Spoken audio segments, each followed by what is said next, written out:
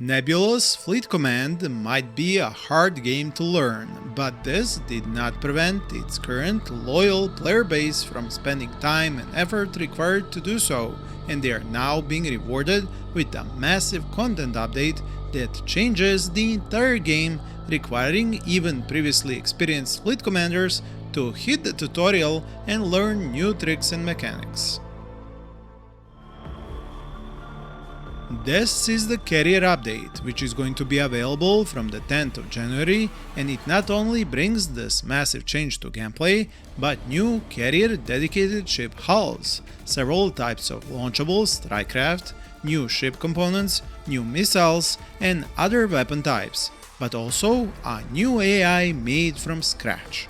If playing versus other players put you off from getting started with Nebulous, you can no longer use that as an excuse. Also, the developer gave us a short explanation about the single-player campaign they plan to create as their next content update, but more on that later in the video. Now, do note, some previously available ships will be able to attach landing docks to a few specific points on their hull and launch lighter types of strikecraft like skiffs, for example, to act as scouts, early warning detection systems, and interceptors of either missiles or enemy strikecraft. When it comes to the completely new ship hulls, those specifically designed for launching strikecraft in mass, we have the Journeyman class light carrier for the Protectorate faction.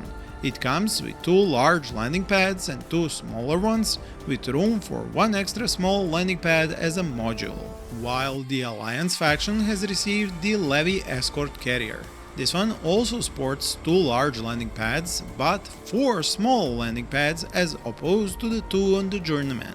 It is a far more massive ship with extra space, but also costing more points. This is the reason the Protectorate faction had to receive an overhauled version of the Moorline hull, which can now become a fleet carrier and offset the Alliance's much heavier new carrier hull, the mentioned Levy. As for the launchable craft, each faction gets 3 unique space frames, while the 7th, called the Halberd Skiff, represents a shared design used by both factions.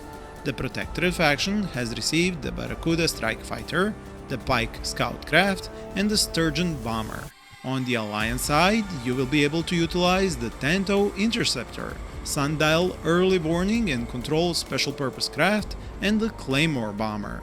From this, you can see the factions are not getting directly equal strikecraft, meaning that whichever side you pick, it will be a new acclimation waiting for you.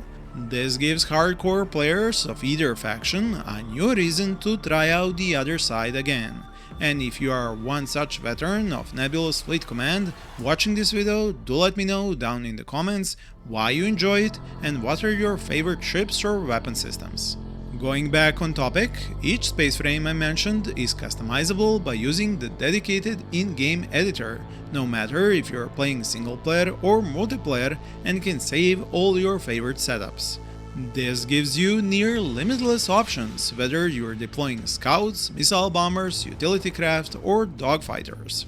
All of these space frames can have multiple customizable loadouts, which you can select and even retrofit mid-battle in case you run into a new enemy setup that requires you to switch your tactics unexpectedly. Because this content update has been tested and retested by both developers and a chosen group of players, there were many changes these strikecraft and their weapon systems underwent during the carrier's update development. The strikecraft's capacity for weapons specifically has been balanced in such a way to reduce the number of missiles they can carry to make the gameplay more about launching multiple waves of differently equipped strikecraft instead of a single winner-takes-all type of a strikecraft launch. This change has put a stop to the ability of one fleet admiral to launch a single large formation of bombers that could take out any ship despite all of its defenses. Cheaper, unguided weapons like bombs and rockets can be used to give your strikecraft formations more flexibility, besides just choosing top-tier guided missiles for each attack. For ships to most successfully fight against enemy strikecraft, they should engage and shoot them down with specialized anti-craft missiles before they launch their own missiles at the defending ship. These new anti-craft missiles, missile launchers and warheads are all new additions coming along with this carrier update. Many ship turrets had to be changed, added or adjusted to give ships more of a fighting chance against all these new strikecraft and their weapons. Since strikecraft can dogfight each other, they also get their own point-and-shoot short-range weapons which can even use different types of ammo. And to scratch that every homeworld player has when playing this new update, yes, you can change the formation of strikecraft and even dynamically change their unit organization. Luckily, the developers implemented 2 new hand-holding tutorials, which will ease you into all these new mechanics added to the game. I recommend playing both even if you have been closely following the development of this carrier update, as the developers have made many changes, especially to the command options available in each strikecraft's user interface. Looks like we've spotted an enemy fast attack ship, a shuttle carrying rockets. They're small, but nimble and pack a punch. That could have been bad.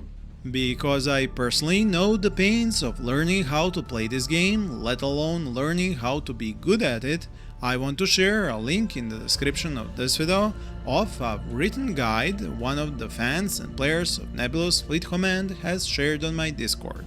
This Google Doc file, available to all, is still a work in progress, but it is a very well structured attempt to help new players more easily figure out how to play this wonderful game.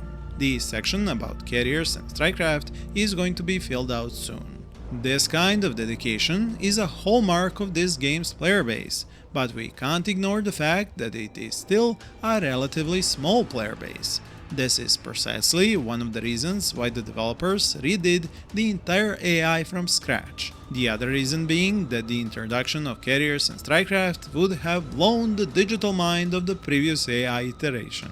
With this major overhaul of how the AI works, solo skirmishes are going to be much more fun for everyone and provide challenging battles outside of playing PvP. The developers themselves are recommending for all old players to play the new 7th tutorial mission. This one sets you in a guided skirmish clash against the AI and provides an excellent addition to an already extensive tutorial experience. Now for the most important tease on future content the developers dropped in the last video blog: the planned campaign gameplay experience. As you might know, there were plans in the past for a new game mode, but after being scrapped, a lot of the player base was disappointed and all have been hoping to hear some news about any type of campaign and or story experience to finally make this feel like a full-fledged game. So what the developers have announced is that with the release of the carrier content update, they plan to take on this challenge and create a single-player storyline campaign. This isn't going to be your linear homeworld experience if that is what you had in mind. No, for the simple reason that a hero mothership type spacecraft and persistent fleets would never fit into the quick and very little tactical combat of Nebulous. But on the bright side, the devs are contemplating ways to make that future single-player storyline campaign work in co-op.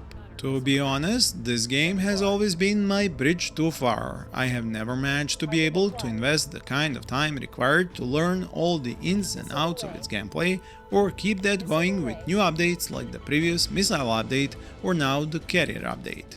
On the other hand, the best time to start is now, and I hope more of you will do the same. If, however, you prefer different kinds of space games, you can find them in my other videos as cards on the screen or links in the description. Thank you for watching and happy gaming!